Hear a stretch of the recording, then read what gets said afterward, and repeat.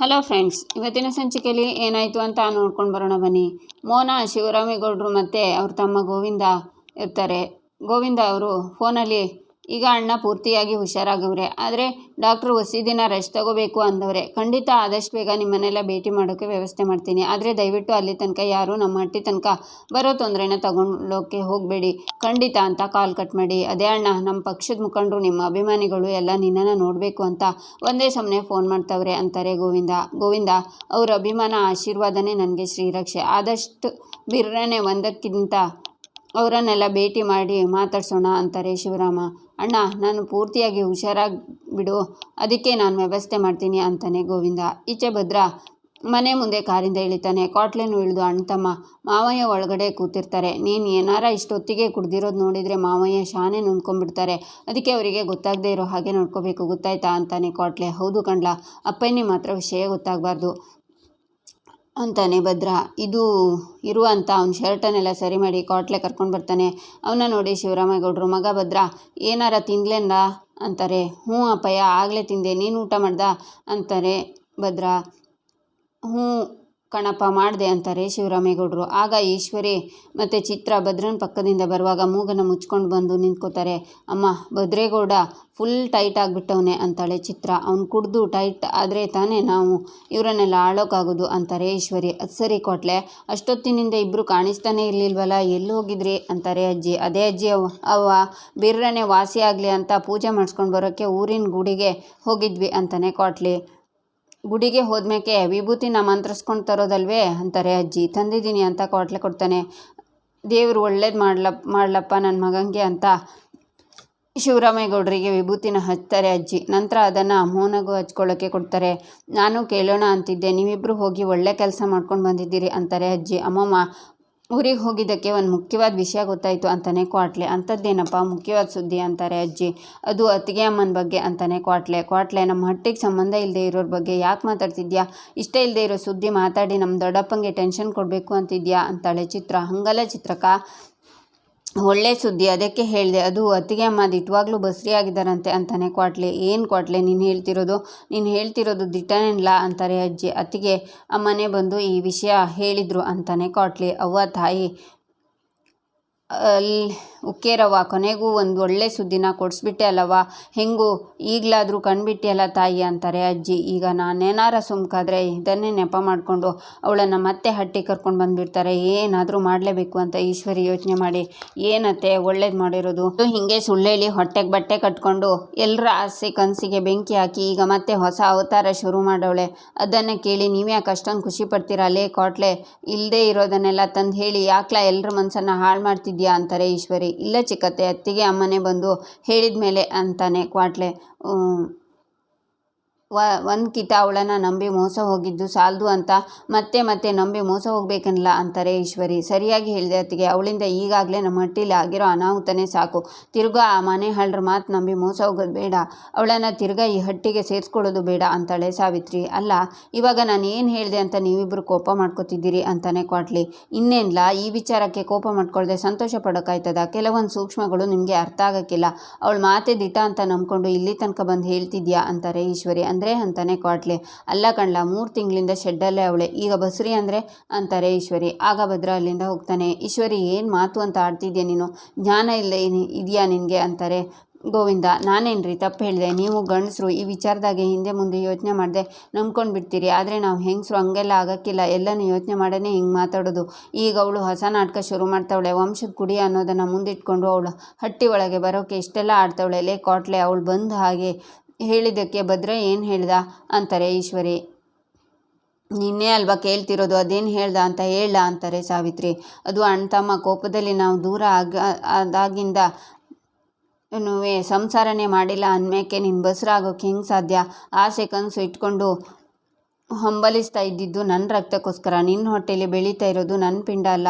ಗಂಡಂಗೆ ಮೋಸ ಮಾಡಿ ಬಸ್ರಾಗಿರೋ ಮೋಸಗಾತಿ ನೀನು ಅಂದಾಗ ಅತ್ತಿಗೆ ಕಟ್ಕೊಂಡು ಹೆಂಡ್ರನ್ನ ಈ ಮಾತು ಅನ್ನೋಕ್ಕೆ ನಾಚಿಕೆ ಆಗೋಕ್ಕಿಲ್ವೇ? ಈಗ ಹೇಳ್ತಿದ್ದೀನಿ ಕೇಳಿಸ್ಕೊಳ್ಳಿ. ನೀವು ಈ ಮಾತು ಹೇಳಿದ ಮೇಕೆ ನಮಗೂ ನಿಮಗೂ ಯಾವ ಸಂಬಂಧನೂ ಇಲ್ಲ. ಮುಂದಕ್ಕೆ ನಾನು ನಿಮ್ಮ ಹೆಂಡ್ತಿ ಅಲ್ಲ, ನೀನು ನನ್ನ ಗಂಡನೇ ಅಲ್ಲ ಅಂದರು ಜನರೆಲ್ಲ ನೋಡ್ದಂಗೆ ದೊಡ್ಡ ರಂಪಾಟನೇ ಆಗೋಯ್ತು ಅಂತಾನೆ ಕಾಟ್ಲೆ. ಓಹೋ, ನಾನು ಅಂದ್ಕೊಂಡಿದ್ದಕ್ಕಿಂತ ಹೆಚ್ಚಾಗಿ ರಮಾರಮೆ ಆಗದೆ ಇಷ್ಟು ದಿನದಿಂದ ಇದು ನನ್ನ ಬಯಕೆ ಇವಾಗ ಈಡೇರ್ತಿದ್ದೆ ಅಂದಂಗಾಯ್ತು ಅಂತ ಯೋಚನೆ ಮಾಡ್ತಾಳೆ ಈಶ್ವರಿ. ಈಚೆ ಅಜ್ಜಿ ವಿದ್ಯಾ, ಈ ಕಷಾಯ ಕುಡಿ, ಆಗ ಇರೋ ವಾಂತಿ ಕಡಿಮೆ ಆಯ್ತದೆ, ಸುಸ್ತು ಕಡಿಮೆ ಆಯ್ತದೆ, ಕುಡಿ ಅಂತ ಕೊಡ್ತಾರೆ. ಈಚೆ 2-3 ಜನ ಬಂದು ಚೆಲುವನ ಹತ್ರ ಇವತ್ತು ದುಡ್ಡು ಇಸ್ಕೊಂಡು ಹೋಗೋದಯ್ಯ ಅಂತ ಚೆಲುವ ಅಂತ ಕೂಗ್ತಾರೆ. ಆಗ ರತ್ನಕ್ಕ ಬಂದು, ಚಂದ್ರಣ್ಣ ನೀವಾ, ಏನಾಯಿತು, ಇವರೆಲ್ಲ ಯಾರು, ಸರಿ ಹಟ್ಟಿ ತನಕ ಬಂದು ಯಾಕೆ ಈ ರೀತಿ ಕೂಗಾಡ್ತಿದ್ದೀರಿ ಅಂತಾರೆ. ರತ್ನಕ್ಕ, ಯಾಕಂತ ಗೊತ್ತಾಯ್ತದೆ, ಮೊದಲು ನಿನ್ನ ಗಂಡನ ಆಚೆ ಬರೋಕೆ ಹೇಳಮ್ಮ ಅಂತಾರೆ ಚಂದ್ರಣ್ಣ. ಆಗ ಚೆಲುವ ಬಂದು, ಚಂದ್ರಣ್ಣ ಏನು ಎಲ್ಲರ ಜೊತೆಗೆ ಮಾಡ್ಕೊಂಡು ಬಂದಿದ್ಯಾ, ಏನು ವಿಷಯ ಅಂತಾರೆ.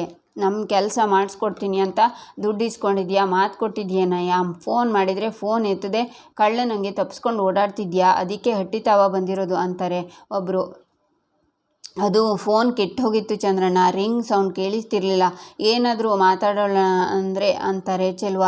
ಸಲೆ ಸೌರಿ ವಾಪಸ್ ಕಳಿಸೋಣ ಅಂದ್ಕೊಂಡಿದ್ಯಾ, ಮಾಡಿಕೊಡೋಕ್ಕಾಗಿಲ್ಲ ಅಂದರೆ ಯಾಕೆ ಮಾತು ಕೊಟ್ಟೆ ಅಂತಾರೆ ಚಂದ್ರಣ್ಣ ಅಕ್ಕಪಕ್ಕದವ್ರ ಮುಂದೆ ಯಾಕೆ ಮಾನ ಕಳೆದೆ ಅನ್ನೋದೇನೋ ನಿನ್ನ ಕೆಲಸ ಮಾಡಿಸ್ಕೊಟ್ಬಿಡ್ತೀನಿ ಅಂತಾರೆ ಚೆಲುವ. ಏನ್ಲ ನೀನು ಬದನೆಕಾಯಿ ಮಾಡಿಕೊಡೋದು ಅಂತಾರೆ ಚಂದ್ರಣ್ಣ. ಇವ್ರು ಯಾವ ದುಡ್ಡು ತೊಗೊಂಡಿರೋದು ಅಂತಾರೆ ರತ್ನಕ್ಕ. ಬೀಗರು ಶಿವರಾಮೇಗೌಡ್ರ ಹತ್ರ ಕೆಲಸ ಮಾಡಿಸ್ಕೊಡ್ತೀನಿ ಅಂತ ನಮ್ಮ ಹತ್ರ ಲಕ್ಷ ಕಾಸು ತಗೊಂಡವನೆ ಅಂತಾರೆ ಚಂದ್ರಣ್ಣ. ಈ ವಿಚಾರ ಎಲ್ಲರೂ ಹೆಂಗಸ್ರು ಜನಗಳ ಮುಂದೆ ಯಾಕಣ್ಣ ಅಂತಾರೆ ಚೆಲುವ. ನನ್ನ ಸೊಸೆನ ಕೆಲಸದಿಂದ ಟ್ರಾನ್ಸ್ಫರ್ ಮಾಡಿಸ್ಕೊಡ್ತೀನಿ ಅಂತ ದುಡ್ಡು ಇಸ್ಕೊಂಡಿದ್ಯಲ್ಲ ಅದಕ್ಕೆ ಅಂತಾರೆ ಒಬ್ಬರು. ನನ್ನ ಮಗನಿಗೆ ಗೌರ್ಮೆಂಟ್ ಕೆಲಸ ಕೊಡಿಸ್ಕೊಡ್ತೀನಿ ಅಂತ ಹೇಳ್ದೆಯಲ್ಲಪ್ಪ, ಅದಕ್ಕೆ ಬಡ್ಡಿ ಸಾಲ ತಂದು ನಿನ್ನ ಮುಖದ ಮೇಲೆ ಸುರಿದಿದ್ದೀನಿ ಅಂತಾರೆ ಇನ್ನೊಬ್ಬರು. ಅದು ಅಲ್ಲದೆ ನನಗೆ TC ಹಾಕ್ಸ್ಕೊಡ್ತೀನಿ ಅಂದಿದ್ದಕ್ಕೆ ನನ್ನ ಹೆಂಡ್ರ ಒಡವೆನ ತಂದು ನಿನ್ನ ತಲೆ ಮೇಲೆ ಸುರಿದಿದ್ದೀನಲ್ಲಯ್ಯ, ಏನೋ ದೊಡ್ಡ ಮನುಷ್ಯರ ಮನೆ ಬೀಗರು, ನೀನು ನಂಬಿದರೆ ಕೆಲಸ ಆಯ್ತದೆ ಅಂತ ನಂಬ್ಕೊಂಡಿಲ್ವಯ್ಯ ಅಂತಾರೆ ಚಂದ್ರಣ್ಣ. ಆಗ ವಿದ್ಯಾ ಸಿಟ್ಟಿನಿಂದ ಬರ್ತಾಳೆ. ಹೌದೇನಯ್ಯ, ಗೌಡ್ರ ಹತ್ರ ಹೇಳಿ ಕೆಲಸ ಮಾಡಿಸ್ಕೊಡ್ತೀನಿ ಅಂತ ಇವ್ರು ತಾವ ಎಲ್ಲ ದುಡ್ಡಿಸ್ಕೊಂಡಿದ್ಯಾ ಅಂತಾರೆ ರತ್ನಕ್ಕ. ಅದೆಲ್ಲ ನಿನಗೆ ತಿಳಿಯೋಕ್ಕಿಲ್ಲ, ಹೋಗು ಅಂತಾರೆ ಚೆಲುವ. ಅಣ್ಣ ನಿಮ್ಮ ಕೆಲಸ ಮಾಡ್ಸೋಕ್ಕಿಲ್ಲ ಅಂದೆ, ಒಂದು ವಸಿ ಟೈಮ್ ಕೊಡಿ, ನಿಮ್ಮ ಕೆಲಸ ಆಯ್ತದೆ ಅಂತಾನೆ ಚೆಲುವ. ಬೀಗರ ಜೊತೆ ಸಂಬಂಧ ಚೆನ್ನಾಗಿದ್ದಾಗಲೇ ಕೆಲಸ ಆಗಲಿಲ್ಲ, ಈಗ ಅಳಿಸ್ಕೊಂಡು ಕೂತೈತೆ, ಈಗೆಲ್ಲಿ ಆಯ್ತದೆ ಕೆಲಸ, ಯಾವ ಕೆಲಸನೂ ಮಾಡೋದಿಲ್ಲ, ಸುಮ್ಮನೆ ನಮ್ಮ ದುಡ್ಡು ಕೊಟ್ಬಿಡು ಅಂತಾರೆ. ಎಲ್ಲರೂ ನೋಡ್ತವ್ರೆ, ಸುಮ್ಮನಿರಣ್ಣ, ನಿಮ್ಮ ಕೆಲಸ ಮಾಡೋಕ್ಕೆ ಹೊಸಿ ದಿನ ಟೈಮ್ ಕೊಡಿ, ಮಾಡಿಸಿಲ್ಲ ಅಂದರೆ ನಿಮ್ಮ ದುಡ್ಡನ್ನು ವಾಪಸ್ ಕೊಡ್ತೀನಿ ಅಂತಾರೆ ಚೆಲುವ. ಇವನಿಗೆ ಬಾಯಲ್ಲಿ ಹೇಳಿದರೆ ಅರ್ಥ ಆಗಲ್ಲ, 4 ಬಿಟ್ಟು ಕೇಳಿದರೆ ಬಾಯಿ ಬಿಡ್ತಾನೆ ಅಂತ ಚಂದ್ರಣ್ಣ ಹೊಡಿತಾರೆ. ಬೇಡ ಕಣಣ್ಣ, ಹೆಂಡತಿ ಮಕ್ಕಳ ಮುಂದೆ ಬೇಡ ಅಂತಾರೆ ಚೆಲುವ. ನೋಡಯ್ಯ, ನಿನ್ನ ನಂಬಿ ಒಟ್ಟಿಗೆ ಸಾಲ ತಂದು ಕೊಟ್ಟಿದ್ದೀನಿ, ನಿನ್ನ ನೋಡಿದರೆ ಮಜಾ ಮಾಡ್ತೀಯ ಅಂತ ಚಂದ್ರಣ್ಣ ಕೆನ್ನೆಗೆ ಬಾರಿಸಿ, ಇಲ್ಲೇ ಕೊಟ್ಟರೆ ಒಳ್ಳೆಯದು, ಇಲ್ಲ ಅಂದರೆ ಪಂಚಾಯತ್ ಕಟ್ಟೆಗೆ ಕರ್ಕೊಂಡೋಗಿ ಮರಕ್ಕೆ ಕಟ್ಟಿ ಪಂಚಾಯತ್ ಕೇಳ್ತೀನಿ ಅಂತಾರೆ ಚಂದ್ರಣ್ಣ. ನಿಂತ ಜಾಗದಲ್ಲಿ ಕೇಳಿದರೆ ಹೆಂಗೆ ಕೊಡಲಿ ಅಂತಾನೆ ಚೆಲುವ. 4 ಬಿಟ್ಟು ಹೇಳ್ಕೊಂಡು ನಡೀರಿ ಅಂತಾರೆ ಒಬ್ಬರು. ಆಗ ರತ್ನಕ್ಕ, ಅಣ್ಣ 1 ನಿಮಿಷ ಅಂತ ಒಳಗೆ ಹೋಗಿ ಚಿನ್ನನ ತಂದುಕೊಟ್ಟು, ಅಣ್ಣ 2 ಹೆಣ್ಮಕ್ಳನ್ನ ಕಟ್ಕೊಂಡು 4 ಜನರ ಮುಂದೆ ಮರುವಾದೆಯಿಂದ ಬಾಳ್ವೆ ಮಾಡ್ತಿದ್ದೀನಿ, ಅದನ್ನು ಕಳಿಬೇಡಿ, ಈ ಒಡವೆ ತಗೊಂಡು ಅವರನ್ನು ಬಿಟ್ಬಿಡಿ ಅಂತಾರೆ. ಇವೆಲ್ಲನ ಮಾರಿದ್ರು ನಾವು ಕೊಟ್ಟ ಅರ್ಧ ಕಾಸು ಬರೋಕ್ಕಿಲ್ಲ ಅಂತಾರೆ ಚಂದ್ರಣ್ಣ. ಮಿಕ್ಕಿದ್ದೇನಾರ ಮಾಡುವ ನಿಮ್ದಮ್ಮಯ್ಯ ಅಂತೀನಿ ಅಂತಾರೆ ರತ್ನ. ಸರಿ, ನಿಮ್ಮ ಮುಖನ ನೋಡಿ ಸುಮ್ಮನೆ ಹೋಯ್ತೀನಿ, ಉಳಿದ ದುಡ್ಡು ತಂದುಕೊಟ್ರೆ ಸರಿ ಅಂತ ಅವರೆಲ್ಲ ಹೋಗ್ತಾರೆ. ಚೆಲುವ ಒಳಗೆ ಹೋಗಬೇಕು ಅನ್ನುವಾಗ ವಿದ್ಯಾ ನಿಂತ್ಕೋ ಅಂತ ಕೂಗ್ತಾಳೆ. ಚೆಲುವ ನಿಂತ್ಕೋತಾರೆ. ಯಾವ ಮುಖ ಹೊತ್ಕೊಂಡು ಹಟ್ಟಿ ಒಳಗೆ ಹೋಯ್ತಿದ್ಯಾ ಅಂತಾಳೆ ವಿದ್ಯಾ.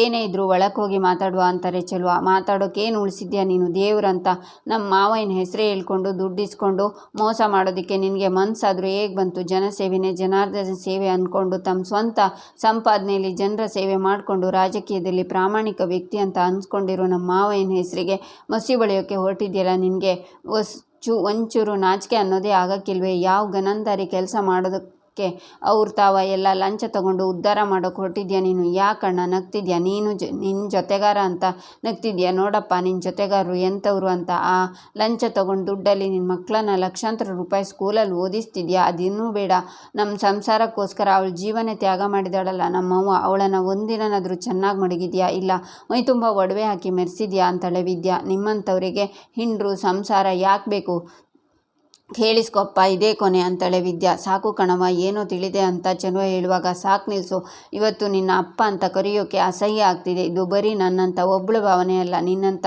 ಬೇಜವಾಬ್ದಾರಿ ಅಪ್ಪ ಇರೋ ಪ್ರತಿ ಮಕ್ಕಳ ಭಾವನೆಯೂ ಇದೆಯಾ. ನಿಮ್ಮಂಥವ್ರ ಇಂದ ಹೆಂಡತಿ ಮಕ್ಕಳು ಸುಖವಾಗಿ ಬದುಕೋಕ್ಕೆ ಸಾಧ್ಯನೇ ಇಲ್ಲ. ನಿನ್ನನ್ನು ಕಟ್ಕೊಂಡಿದ್ದಕ್ಕೆ ಬೆಂಕಿ ಮುಂದೆ ನಿಂತ್ಕೊಂಡು ನಮ್ಮನ್ನೆಲ್ಲ ಸಾಕ್ತಾಳಲ್ಲ ಇವಳಿಗೆ ಒಂದಿನಾದರೂ ನೆಮ್ಮದಿ ಕೊಟ್ಟಿದ್ಯಾ ಅಂತ ಅಪ್ಪನ್ನ ತಳ್ಳುವಾಗ ಅವನು ಇಟ್ಕೊಂಡಿರೋ ಎಣ್ಣೆ ಬಾಟ್ಲಿ ಕೆಳಗೆ ಬೀಳುತ್ತೆ. ನೋಡು, ನಿನ್ನ ಸರ್ವಸ್ವ ಘನತೆ ಮಾನ ಮರ್ಯಾದೆ ಎಲ್ಲ ಹೋಯ್ತಿದೆ. ತಗೋ ನೆಮ್ಮದಿಯಾಗಿ ಕುಡ್ದು ಏನೂ ಆಗೇ ಇಲ್ಲ ಅನ್ನೋ ಹಾಗೆ ಹೋಗಿ ಮಲ್ಕೋ ಹೋಗು. ಯಾಕೆ ನನ್ನ ಬದುಕಲ್ಲಿ ಆಟ ಆಡಿಬಿಟ್ಟೆ. ಸಂದಾಗಿ ಓದಿ ಡಾಕ್ಟ್ರ್ ಆಗಬೇಕು ಅಂತ ಕನಸನ್ನು ಮಾಡಿಕೊಂಡು ನನ್ನ ಪಾಡಿಗೆ ನಾನು ಓದ್ತಿದ್ದೆ. ಆದರೆ ಅವತ್ತು ನಿನ್ನ ಸ್ವಾರ್ಥಕ್ಕೋಸ್ಕರ ಸೀಮೆಎಣ್ಣೆ ಹೊಯ್ಕೊಂಡು ಸಾಯ್ತೀನಿ ಅಂತ ಹೇಳಿ ಮದುವೆಗೊಪ್ಪಿಸಿ ನನ್ನ ಗುರಿನ ಸುಟ್ಟಾಕ್ಬಿಟ್ಟೆ. ಹೋಗಲಿ, ಅದೂ ಹೋಗಲಿ, ಹೋದ ಮನೇಲಿ ನೆಮ್ಮದಿ ಆಗಾದರೂ ಬದುಕೋಕ್ಕೈತೆ. ನಿಮ್ಗಳ ಮಾತು ಕೇಳಿ ಅಲ್ಲೂ ತಪ್ಪೇ ಮಾಡಿ ಕೆಟ್ಟ ಹೆಸರು ತಗೊಂಡು ಬಂದೆ. ನನ್ನ ಹಣೆ ಬರನೇ ಇಷ್ಟು ಅಂತ ಬದುಕೋಣ ಅಂತ ಅಂದ್ಕೊಂಡೆ. ಆದರೆ ಕಟ್ಕೊಂಡು ಗಂಡ ಬಾರ್ತಾವ, ಊರ ಜನರ ತಾವ ನಾನು ಕೆಟ್ಟು ಹೋದವಳು ಅನ್ನೋ ಪಟ್ಟ ಕಟ್ಬಿಟ್ಟು ಹೊಂಟೋದ. ಯಾಕೆ ನಿಮ್ಮ ಮಗಳಾಗಿ ಹುಟ್ಟಿದ್ದಕ್ಕ ಇದೇ ಶಿಕ್ಷೆನ? ಅದೇನಾದರೂ ಹೇಳು. ಇನ್ಮ್ಯಾಕೆ ನಾನು ನನ್ನ ಗುರಿ ಮ್ಯಾಕೆ ಗಮನ ಕೊಡ್ತೀನಿ. ನಾನು ಆಸೆ ಪಟ್ಟಂಗೆ ಡಾಕ್ಟ್ರ್ ಆಗ್ತೀನಿ. ನಾನು ಯಾರ ಸಹಾಯನೂ ಇಲ್ಲದೆ, ಅದರಲ್ಲೂ ಜನ್ಮ ಕೊಟ್ಟ ಅಪ್ಪ ಕೈ ಹಿಡಿದು ಗಂಡನ ಸಹಾಯ ಇಲ್ಲದೆ ನನ್ನ ಗುರಿನ ಸಾಧಿಸ್ತೀನಿ ಅಂತಾಳೆ ವಿದ್ಯಾ. ಇಲ್ಲಿಗೆ ಈ ಸಂಚಿಕೆ ಮುಕ್ತಾಯವಾಗುತ್ತೆ. ಮುಂದಿನ ಸಂಚಿಕೆಗಾಗಿ ನಮ್ಮ ಚಾನಲನ್ನು ನೋಡಿ ಸಬ್ಸ್ಕ್ರೈಬ್ ಮಾಡಿ, ಲೈಕ್ ಮಾಡಿ, ಸಪೋರ್ಟ್ ಮಾಡೋದನ್ನು ಮರಿಬೇಡಿ.